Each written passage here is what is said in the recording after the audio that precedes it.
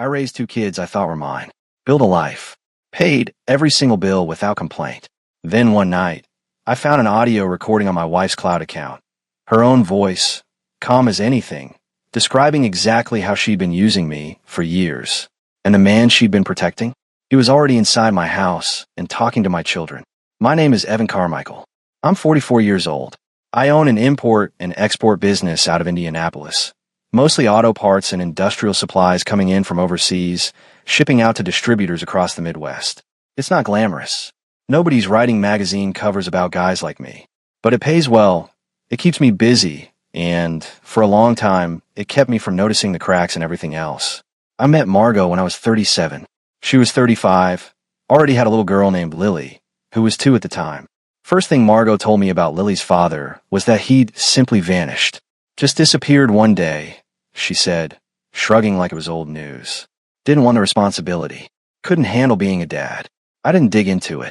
Margot had this way of making you feel like asking too many questions was somehow rude. Like curiosity was an insult. So I didn't ask. Not then. Not for a long time. Lily was a quiet kid. Sweet in a way that just got under your skin without trying. The kind of child who'd sit next to you on the couch and lean into your side without saying a word. Like being near you was enough. I was gone a lot for work, shipments, meetings with suppliers, long stretches at the warehouse when a big order came through. But every time I came home, she was right there, watching me walk through the door like I was the best part of her day. I started thinking of her as mine pretty fast. Faster than I probably should have. But nobody warned me about that. Nobody tells you how quickly a kid can become the reason you come home. Margot and I got serious within a year. She moved in, and the house stopped feeling like just a place I slept. It became something real. I remember the exact night I knew she was the one. A Thursday in late October. Lily had drawn a picture at school. It was our family. Me, Margot, and her. 3 stick figures standing under a big yellow sun. She handed it to me with both hands, dead serious, and said, "This is us, Daddy." I put that picture on the fridge. It stayed there for years. What I didn't know, what I wouldn't find out until much, much later, was that the man who supposedly disappeared hadn't gone anywhere at all. He was about 40 minutes outside of Indianapolis, riding with a motorcycle club called Iron Ridge. And he wasn't gone from Lily's life. He was just carefully hidden from mine. But back then, none of that existed in my world. There was just the house, the business, and the quiet, steady rhythm of a life I thought I'd earned fair and square. I wasn't the flashiest guy in any room I walked into. Never had been. But I showed up. Every single day. Without fail, I showed up. I paid the bills. I fixed things when they broke. I was there at bedtime and at breakfast and every ordinary moment in between. And for a while, that felt like it was enough. Like being steady and reliable was its own kind of strength. There was one evening, early on, when things between us still felt brand new. I come home talking about maybe expanding the business, and Margot looked at me for a long moment before she said, quiet, almost to herself, "Maybe I'm just too much for someone like you, Evan." I laughed it off, told her she was kidding. She smiled and dropped it. But the line stuck with me. Not then, not in any way that mattered. Just a small thing, easy to file away and forget. Like a seed you don't notice until years later, when it's already grown into something you can't ignore. Turns out, someone was counting on that steadiness for reasons I never imagined. But that part of the story comes later. Right now, all you need to know is this. I had a life that looked exactly the way I wanted it to. And I had no idea how deep the rot went underneath. Margot and I got married on a Saturday in early June. Not a big affair. Maybe 70 people, most of them from my side of the family, and a handful of business contacts who felt obligated to show up. Margot's side was smaller, quieter. Her mother, Linda, sat in the front row and dabbed at her eyes the whole time. Her father had passed a few years before I came into the picture, so there was an empty chair next to Linda with a single white rose in it. Margot had arranged that herself. It was one of the things I loved about her, the small, thoughtful gestures that told you she carried her grief with grace instead of letting it poison everything around her. Lily was the flower girl. She took the job incredibly seriously, walking down the aisle with a tiny basket of petals, scattering them one by one like she was planting something. She looked up at me when she got to the end and gave me this little nod, like she was saying, "Okay, we're good. Proceed." I almost laughed out loud. That kid had a way of making everything feel lighter just by being in the room. I remember standing there at the altar, looking at Margot coming toward me, and feeling like I'd actually won something. Not just a wife, A family. A real one, with all the messy, imperfect, beautiful parts that come with it. Lily was part of that package, and I didn't think twice about it. She was already mine in every way that counted. The honeymoon was simple, a week at a cabin upstate. No fancy resort, no exotic location. Just trees, a lake, and enough quiet to actually hear yourself think for once. We cooked dinner together every night. Margot laughed more than I'd seen in months. It felt like a reset, like we were starting something clean. And then, about 10 months after the wedding, Margot told me she was pregnant. I was sitting at the kitchen table going over shipping manifests when she walked in and just set the test down in front of me. No preamble, no build-up, just a little plastic stick with 2 lines and a smile that I could still see when I closed my eyes. I pushed back from the table, so fast my chair scraped the floor. Picked her up, spun her around right there in the kitchen like something out of a movie I'd never actually sit down and watch. Owen. We named him Owen. That pregnancy changed everything in the house. Lily, who had always been quiet and careful, suddenly became protective in a way that surprised us both. She'd put her hand on Margot's belly at night while we watched TV, just resting it there, like she was standing guard. I'd catch her whispering to the baby sometimes, little one-sided conversations that I could never quite make out. Whatever she was saying, it seemed important to her. I started thinking about space. The house we were in was fine for 3 of us, but 4? It was going to get tight. So I did what any man in my position would do. I sat down, ran the numbers, and made a decision. I applied for a mortgage on a bigger place, a 4-bedroom colonial about 20 minutes from the business. The payments were steep, but I had the income to cover it. I signed the paperwork without hesitation. This was for my family. There wasn't a number on that page that could have stopped me. Owen was born on a Tuesday morning in March. 8 pounds, 2 ounces, a full head of dark hair, and a set of lungs that could fill a room. I was there for every second of it, held his hand in mine while Margot rested, and I just stared at him, this tiny person who was supposed to be half of me, half of us. I felt something settle into place inside my chest. Something that had been restless for years finally went quiet. The birth certificate came back fast, faster than I expected, honestly, but the nurse at the hospital handled most of it while Margot was still recovering. I signed where they told me to sign. Evan Carmichael, listed as father. I didn't think to question it. Why would I? He was my son. I'd watched him come into the world. There was nothing in that room that made me doubt a single thing. I took the certificate home, tucked it into the file with the rest of the important papers, and didn't look at it again for years. Some documents you just trust. They become part of the foundation, and you build everything on top of them without ever checking if the ground underneath is solid. I should have checked. I almost didn't go. The invitation came through email, one of those generic alumni blasts from the High School Alumni Association, the kind you usually delete without reading past the subject line. Class of 2002, 22-year reunion. Not exactly a milestone anyone plans a vacation around, but something made me click. Maybe it was curiosity. Maybe it was the fact that my life had gotten so quiet lately that even a bad idea sounded like a change of scenery. Margot and I had been going through a stretch. Not fighting exactly, more like drifting. She'd been spending more evenings out, book clubs, wine nights with friends, a yoga class that somehow always ran late. I didn't think much of it. We'd been married long enough that I figured it was just her needing her own space. Everyone needs that. So I let it go, the way I let most things go, quietly and without making a fuss. The reunion was held at a banquet hall on the east side of town. Generic place, nothing fancy, laminate floors, a cash bar, and a playlist that hadn't been updated since junior prom. I showed up alone. Margot had said she wasn't feeling well that evening, and honestly, I didn't push. I grabbed a beer, found a table near the back, and spent the first half hour nodding at people whose names I could barely remember. That's when I saw him.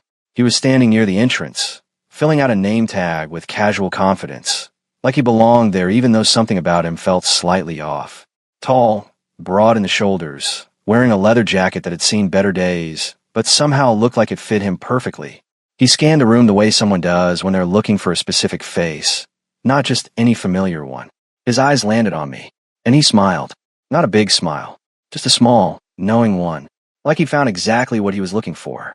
He walked over. Evan, right? Evan Carmichael. I nodded slowly. Yeah, do I know you? Vince Alderman, he said, extending his hand. I graduated a year after you. We didn't overlap much, but I know who you are. Something about the way he said it made me pause. Not threatening, just deliberate, like the words had been chosen carefully. We talked for a while. Surface stuff at first. Old teachers, what the school looked like now, the usual. But Vince kept glancing toward the entrance, checking the door every few minutes, like he was waiting for someone specific to walk in. I didn't think anything of it. Some people are just restless. And then Margot walked in. She'd changed her mind, apparently. Decided to show up after all. She was wearing a dark blue dress I hadn't seen before, her hair down around her shoulders. She looked good. Better than good. She looked like a woman who had somewhere important to be and had dressed accordingly. She walked in with that easy confidence she always carried, that calm, unshakable poise that had drawn me in the first place. Her eyes moved across the room, scanning for me, and for a second everything looked normal. Just my wife, arriving late, looking for her husband. Then her gaze hit Vince, and she stopped. Not a stumble, not a pause. A full dead stop, like someone had pressed a button and frozen her mid-step. The color didn't drain from her face all at once. It left in stages, like a tide pulling back from shore. Her lips parted, just slightly, and her hand tightened around the small clutch she was holding until her knuckles went white. I watched all of it, every single second, and I didn't understand any of it. Not yet. Vince, for his part, didn't react the way I expected. He didn't smile at her, didn't wave. He just watched her with his calm, steady expression, like he was confirming something he already knew. I looked between the two of them. You guys know each other? Margot's eyes snapped to mine. She recovered fast, faster than anyone I've ever seen recover from something like that. The color came back. The posture straightened. The smile returned, like a mask she practiced putting on 1,000 times. No, she said, her voice perfectly even. I don't think so. But Vince just tilted his head and said, very quietly, we've met. The air in that room changed. I couldn't have explained it to anyone if they'd asked.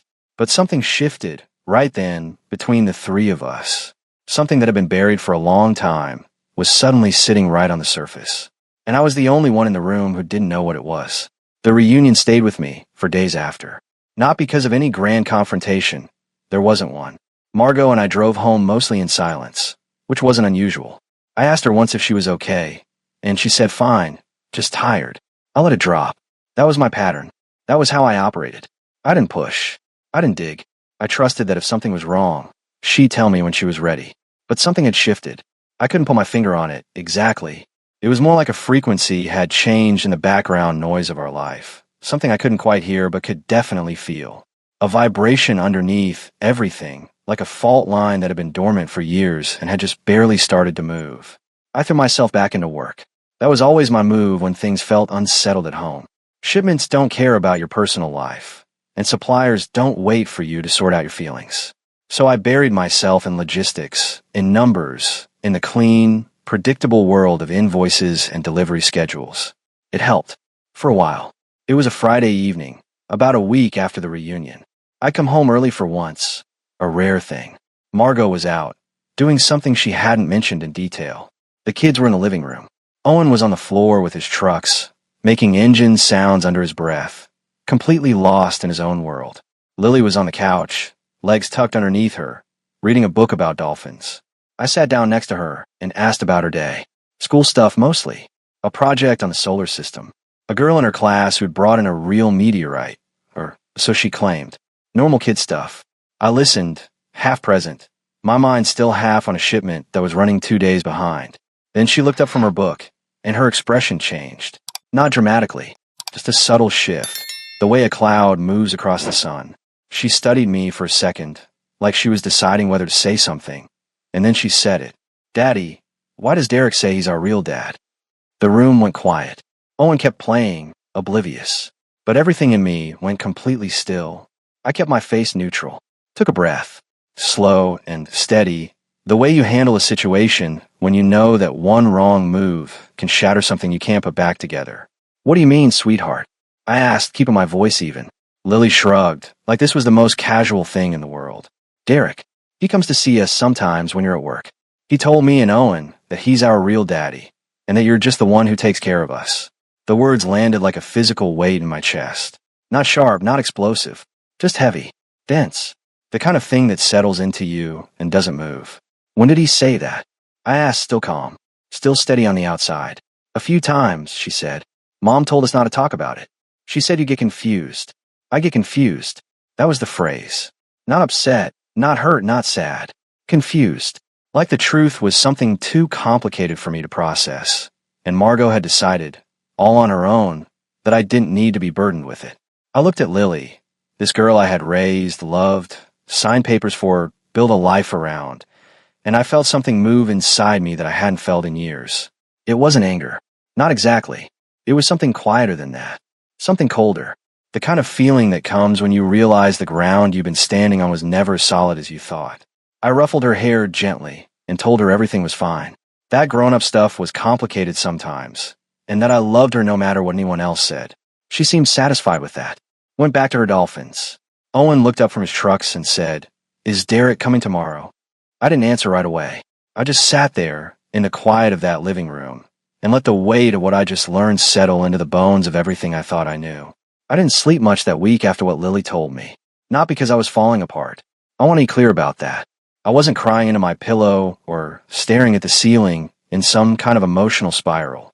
I was thinking, quietly, methodically, the way I think about a shipment that doesn't add up. Because that's exactly what this felt like, a manifest with missing line items. Numbers that should have been there, weren't. And I needed to find out why. Margot noticed, of course. She's perceptive that way. Asked me twice if something was bothering me. Both times I told her no, just busy with work. She didn't push. That was one of the things I'd always appreciated about her. She gave me room, gave me space to work through things on my own. It never occurred to me that her willingness to let things go might have been more strategic than it seemed. I started with the finances. That was my territory. Import-export is a business built on numbers. Margins, exchange rates, shipping costs, customs fees. I know how to read a ledger the way some men read a room. So I sat down at my desk one evening after the kids were asleep, pulled up our household accounts, and started going line by line.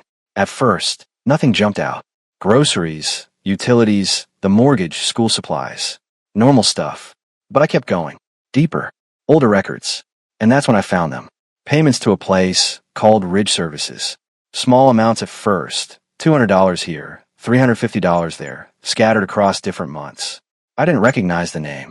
Didn't ring a single bell. So I looked it up. Ridge Services turned out to be a shell. Barely a web presence. No physical address I could find. No reviews. No nothing. Just a bare-bones website that looked like it had been thrown together in an afternoon.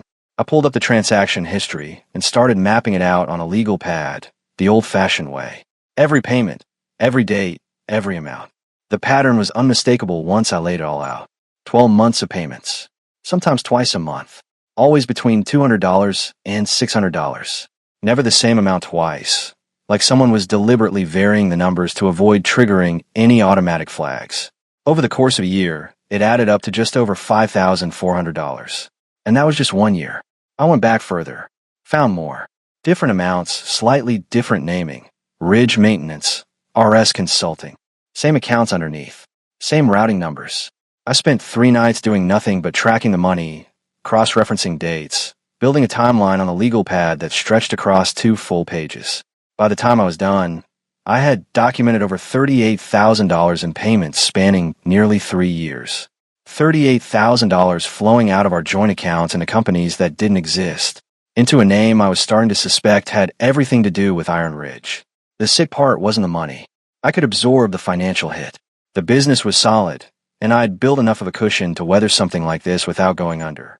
The sick part was the precision of it, the care that had gone into hiding it. This wasn't sloppy. This wasn't impulsive. Someone had planned this, mapped it out, and executed it over years while I sat at the same kitchen table signing off on the same accounts without ever noticing a thing. I was about to close the laptop and try to get a couple hours of sleep when I remembered something. Margot and I share an iCloud account. One of those things couples set up early on and never think about again. Shared photos, shared calendars. I'd given her access to everything when we got married because that's what trust looked like to me. Simple, total, unquestioned. I logged in, opened the backup section, and there, buried under hundreds of saved files, was an audio recording dated 14 months ago. The file name was something generic, Voice Memo 0314. It meant nothing on its own. I put in my earbuds and pressed play. Margot's voice filled my ears, clear and calm, the way she sounded when she was relaxed, when she thought no one was listening. She was talking to someone. I couldn't hear the other person's responses, just her side of the conversation. "He's never going to question it," she said. He doesn't look at the details. He trusts me completely. That's the whole point. A pause. Then, we just need to keep it steady. Not too much at once. Another 6 months, maybe 8, and we'll have enough to make the move. After that, it doesn't matter what he finds. My hands were steady on a laptop. My breathing was steady. But something inside me had gone very, very cold. The kind of cold that doesn't come from the air. It comes from understanding, all at once, that you've been played. Not once. Not by accident. But deliberately, carefully, over a long stretch of time, by someone who knew exactly how much you trusted her and used it as a weapon. I closed the laptop, sat in the dark kitchen for a long time. Then I picked up my phone and called Doug Kelly. Doug answered on the second ring, even though it was past 10 at night. That told me something about the kind of lawyer he was. I gave him the short version, just enough to get the conversation started, and he told me to come in first thing in the morning. Don't confront anyone, he said. Don't change your behavior. Don't let her know you're looking. Just show up tomorrow and bring everything you've got. I did exactly that. Over the next few days, I moved carefully, quietly, went to work, came home, played with the kids, ate dinner with Margot like nothing had changed. But underneath, I was building a case. Doug walked me through every step. What to document, what to save, what mattered legally and what didn't. He was methodical and blunt, and I appreciated both qualities in equal measure. It was the following Tuesday when Derek Hale showed up. I was home early again, had started cutting my days short on purpose, telling myself it was to spend more time with the kids. And it was partly, but it was also because I wanted to be there, watching, paying attention to the things I'd spent years not paying attention to.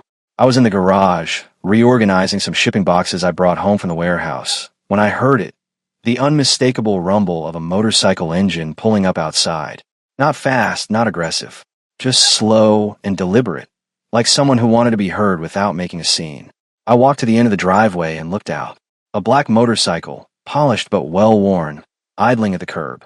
The man on it was big, broad shoulders, dark hair pulled back, wearing a plain jacket over what looked like a club vest underneath.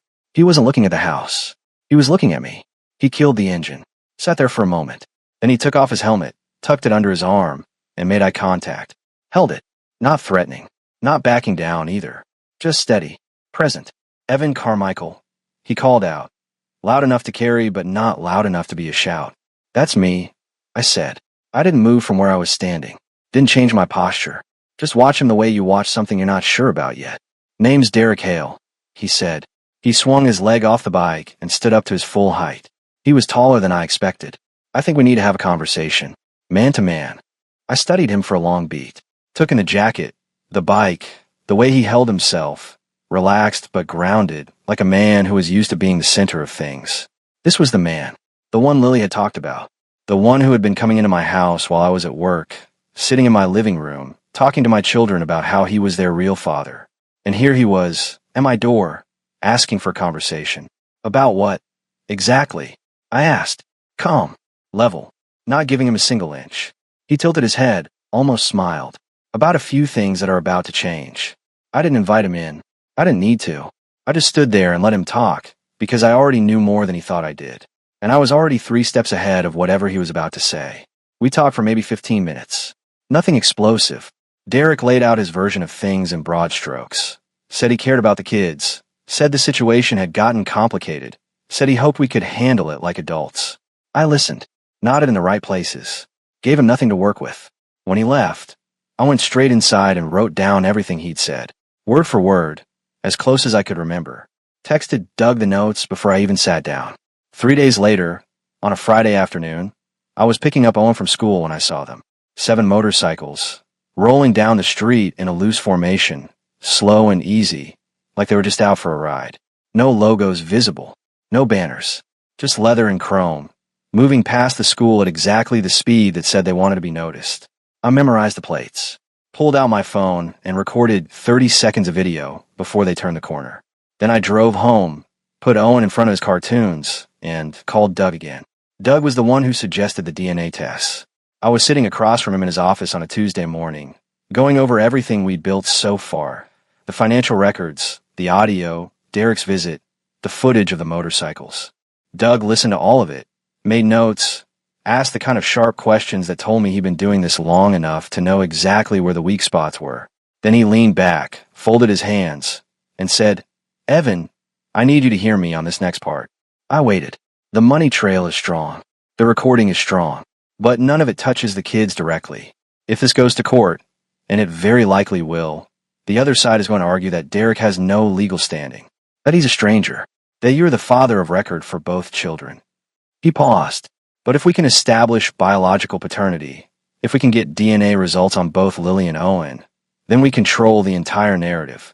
We force Derek into the open, and we decide, on our terms, how that plays out. I didn't hesitate. Not for a second. Do it, I said. Doug walked me through the process. Home DNA kits. Simple. Discreet. No hospital visit required. Cheek swabs for me, Lily, and Owen. I could do it myself, at home, without Margot knowing. The results would come back in 5 to 7 business days. Doug would handle the lab directly. Nobody else would see them until we were ready. I picked up the kits on a Thursday afternoon, kept them in my truck until Friday evening, when Margot had taken Owen to his soccer practice and Lily was at a sleepover at a friend's house. An empty house. Complete privacy. I did my own swab first. Quick, easy, almost mechanical. Then I waited for Owen to get home. He came through the door in his soccer jersey, still buzzing from the game, mouth full of questions about whether he could have a snack. I sat him down at the kitchen table, told him I needed to do a little science project with him, something for a school assignment I was helping with. He thought it was cool. Opened his mouth wide without any fuss. I did the swab in about 3 seconds. He barely noticed. Lily's was trickier. I had to pick her up from the sleepover the next morning and find a reason to do it in the car on the way home. Told her the same story. A project. Something fun. She was skeptical, the way 9-year-olds are skeptical of anything that sounds too easy. But she cooperated. 2 minutes later, I had what I needed. I dropped the samples off with Doug that same afternoon. The next 5 days were some of the longest of my life. Not because I didn't already know, somewhere deep down, what the results were going to say. I did. Everything. Lily's words, Vince's presence at the reunion, Margot's reaction when she saw him, the money, the recording, all of it pointed in one direction. But knowing something in your gut and seeing it confirmed on a piece of paper are two entirely different things. One you can push down, the other you can't. I kept my routine locked tight. Work, home, kids, dinner, bed. Margot and I talked about normal things, school schedules, a leak in the upstairs bathroom, whether Owen needed new cleats. I watched her across the dinner table every night and try to read her face, try to find the seams where the performance ended and the real person began. But Margot was good at this.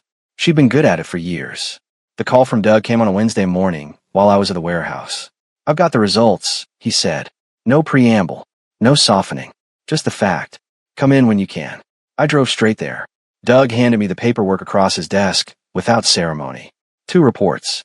2 sets of results. I read them slowly, even though I already knew what they said. Lily, not a biological match to Evan Carmichael. Owen, not a biological match to Evan Carmichael. Both children share paternal DNA consistent with a single, unknown male. There it was, in black and white. The foundation of my family, crumbled down to data on a page. Doug gave me a minute. Then he said, "Now here's where it gets interesting." He pulled out a folder, a case file, thick with highlighted pages. A custody precedent from a federal court in Ohio, decided 3 years ago. A man named Gerald Whitmore had sued for parental rights over 2 children he claimed were biologically his. The mother had been married to another man for the duration of the children's lives. The other man had raised them, provided for them, been legally named as the father on all documents. The court ruled entirely in favor of the man who raised them. Doug tapped the folder with one finger. The biological father, Whitmore, argued that genetics should override everything else. The court disagreed. They said that parental rights aren't just about biology. They're about presence, investment, and legal standing. Whitmore had none of those things. He'd been absent from the children's lives entirely. The court stripped him of any claim. I looked at Doug. Derek hasn't been entirely absent. No, Doug said, but he's never been legally recognized. Never paid a dime toward their upkeep. Never filed a single document claiming paternity. And you adopted Lily. You're on Owen's birth certificate. You've been the one raising them, providing for them, showing up every single day. He held my gaze. We use that. We use all of it. I sat with that for a long moment. Then I nodded. What's our next move? Doug smiled. The first time I'd seen him do it. We wait for him to make his. He didn't have to wait long. It happened on a Monday morning. I was already at the warehouse, halfway through a supply check, when my phone rang. Unknown number. I almost let it go to voicemail, but something made me answer. Mr. Carmichael? This is Patricia Hayden, the front office coordinator at Lily and Owen School. My stomach dropped before she even finished the sentence. Not because of her tone. It was calm, professional, but because of the simple fact that the school never called unless something was wrong. We have a situation here this morning, she said. Your wife came in about 20 minutes ago to check out both children. She said they had a medical appointment, and she had paperwork with her. But when we looked at the emergency contact forms on file, both children are listed with dual parent consent required for early pickup. We couldn't release them without your authorization. I was already moving, already grabbing my keys off the desk, already heading for the door. Do not let her leave with those kids, I said. My voice came out harder than I intended, but I didn't soften it. I'm on my way. 10 minutes. I drove fast but steady. No reckless moves, no panic. Just focus. The kind of sharp, clean attention that comes when everything you care about is sitting in one place and someone is trying to take it from you. When I pulled into the school parking lot, Margot was still there, standing near the front entrance, clutch in one hand, phone in the other, talking to Patricia through the glass door with an expression I recognized, the one she wore when she was trying to charm her way past an obstacle. The polished smile, the patient tone, the way she made you feel like you were the one being unreasonable. It wasn't working. Patricia stood firm on the other side of the door, hands folded, apologetic but immovable. I walked up and stopped a few feet from Margot. She turned, and for the first time since all of this started, I watched her mask slip, just for a second, just long enough for me to see what was underneath. Not anger, not defiance, fear. Evan, she said, recovering fast. I know what you were doing, I said. Quiet, level. The way you talk when you don't need to raise your voice to make your point land. And it's not going to work. She opened her mouth to respond, but I cut her off. Not rudely, just cleanly. Patricia, I said, turning to the woman at the door. Can you let the kids come out? I'll take it from here. The door opened.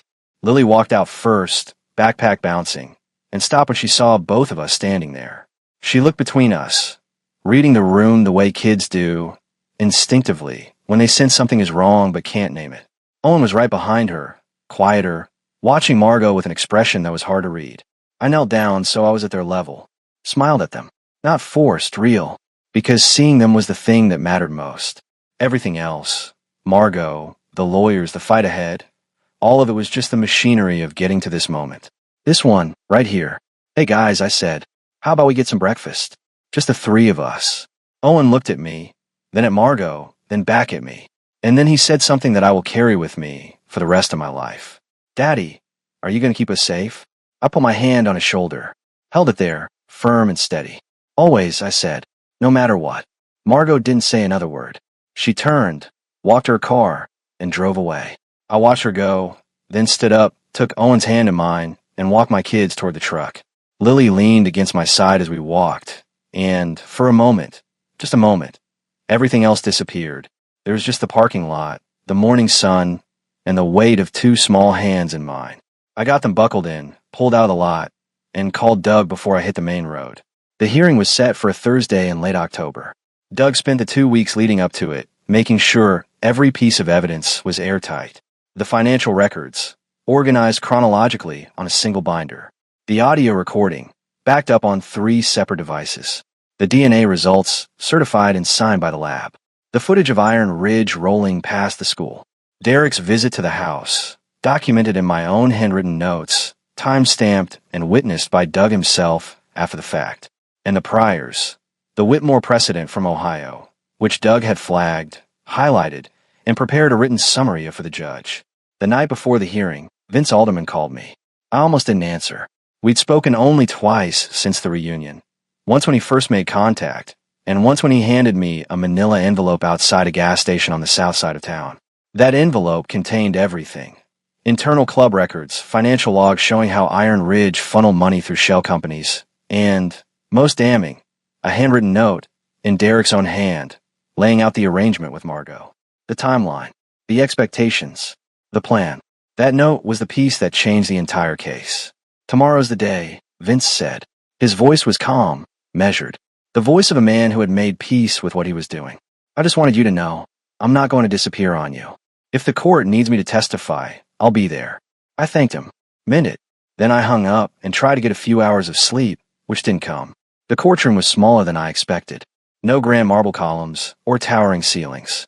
Just a plain room with wooden benches, fluorescent lighting, and a judge's bench that looked like it had seen better days. Judge Carol Whitfield presided, a woman in her early 60s with sharp eyes and a reputation, according to Doug, for not tolerating games. Margot was already seated when I walked in, flanked by her attorney, a younger man named Paul Driscoll who looked like he hadn't slept much either. She glanced at me when I entered, but her expression gave nothing away. The mask was still on, firmly in place. Derek's side of the bench was notably empty. He had filed a last-minute motion claiming parental rights over both children, but his attorney, a single practitioner Doug described as adequate at best, sat alone, flipping through papers with the kind of urgency that suggested he hadn't seen most of them until that morning. Doug wasted no time. He laid out the case methodically, piece by piece, the way you disassemble something to show exactly how it was built. First, the finances, $38,000 routed through shell companies tied to Iron Ridge over 3 years. Then the recording, Margot's own voice, calm and deliberate, describing the plan to use Evan's trust and Evan's money as a runway for an exit. Then the DNA results, 2 children, neither biologically linked to the man who had raised them, loved them, and signed every document that said he was their father. And then the note, Derek's handwriting, the arrangement laid out in plain, unambiguous terms, the timeline they had agreed on, the roles they had each agreed to play. Driscoll objected twice. Both times, Judge Whitfield overruled him without much discussion. She read the note herself, slowly, holding it close to her face like she wanted to make sure she wasn't missing a single word. When she set it down, her expression hadn't changed, but something in the room shifted. The kind of shift you feel more than see. Derek's attorney made his argument that biology should carry weight, that Derek had a relationship with the children, that the situation was more complicated than the paperwork suggested. Judge Whitfield let him finish. Then she asked one question. Counselor, can you produce a single document, a birth certificate, an adoption filing, a court order, anything that legally establishes your client as a parent to either of these children? The silence that followed was answer enough. Judge Whitfield took a 20-minute recess. When she came back, she took her seat, looked at both sides of the courtroom, and began to read her ruling. Full custody to Evan Carmichael. Both children. Derek Hale's motion for parental rights denied. Any future claims barred unless accompanied by a formal legal proceeding establishing paternity from the ground up, a process that, given the precedent and the documented history of concealment, would be an uphill battle at best. Margot's attorney didn't argue, didn't even stand up. I sat in that courtroom and didn't move for a long time after Judge Whitfield left the bench. Doug put a hand on my shoulder and said, You won, Evan. And I nodded, because he was right. But winning didn't feel the way I thought it would. It didn't feel like triumph. It felt like the ground finally becoming solid under my feet after years of walking on something that looked firm but never was. I stood up, shook Doug's hand, and walked out of that building into the cold October air. Lily and Owen were at school. They didn't know any of this had happened yet. And that was fine. I'd tell them tonight, in the simplest terms I could find. The truth, cleaned up just enough for a 9-year-old and a 7-year-old to understand. For now, I just stood on the courthouse steps and breathed. For months later, the house felt different. Not physically. Same walls, same furniture, same kitchen where I'd sat up nights reading bank statements until my eyes burned. But the atmosphere had changed. The weight that had been pressing down on everything for years had lifted. So gradually, I almost didn't notice until one morning I woke up and realized I hadn't had a single dream about any of it in weeks. Margot and I finalized the divorce in January. It was quiet. No fireworks. No courtroom drama. She signed what she needed to sign, took what she was entitled to take, and moved out. Last I heard, she was renting a small apartment on the north side of town. We don't talk. Not out of bitterness. Out of clarity. There's nothing left to say that hasn't already been said, and neither of us has any interest in reopening what's closed. Derek Hale disappeared back into Iron Ridge. He hasn't made contact since the hearing. Doug told me he could still try to pursue things through the proper legal channels if he wanted, but the precedent and the documented history of concealment make that a losing fight, and everyone involved knows it. Vince Alderman left the club 3 weeks after the hearing. Sent me a text one evening that just said, "Done with that life. Good luck with yours." I haven't heard from him since. I kept the house, kept the business, kept the routine that had carried me through all of it, The shipments, the invoices, the steady rhythm of work that had been my anchor for as long as I could remember. But I loosened my grip on it, started leaving the warehouse earlier, started being home more. Not because I had to be, but because I wanted to be, because the kids were there, and that was where I belonged. It was a Sunday afternoon in February, one of those rare winter days in Indianapolis when the sun actually shows up and the air doesn't bite. I'd made lunch, sandwiches, nothing fancy, and we were eating at the kitchen table, all three of us. Owen was telling me about a book he was reading for school, something about sharks. He'd been on a shark kick for 2 weeks and showed no signs of slowing down. Lily was quieter, the way she usually was, picking at the crust of her sandwich, half listening to Owen, half somewhere else in her own head. She did that sometimes, drifted into her own world, and stayed there for a while. I'd learned not to pull her out of it. She always came back on her own, and she did. Right in the middle of Owen's shark monologue, Lily looked up at me, studied my face for a moment, like she was checking something. Then she said, "Daddy, you knew. About Derek. You knew the whole time, didn't you?" I set down my sandwich, looked at her straight on, the way I always did when she asked me something real. "Yeah," I said. "I did. For a while. And you stayed anyway," she said. Not a question. "Yeah," I said again. "I stayed." She nodded. Like that confirmed something she'd already decided was true. Then she went back to her sandwich, and Owen went back to his sharks, and the afternoon kept moving the way afternoons do. Quiet, ordinary, unremarkable. But I sat there at that table, in the middle of all of it, and felt something settle in a place inside me that had been out of alignment for a very long time. Not happiness, exactly, though that was part of it. Something deeper than happiness. Something closer to standing on solid ground for the first time in years, and knowing, really knowing, that it wasn't going anywhere. Owen looked up from his plate and said, "Dad, did you know sharks can smell a single drop of blood from a mile away?" "Is that right?" I said, "Yeah, it's insane." I laughed. A real one. The kind that comes without warning and without effort. And for the rest of that Sunday, that laugh stayed with me. A small, quiet proof that the worst of it was behind me, and whatever came next, I'd be ready for it.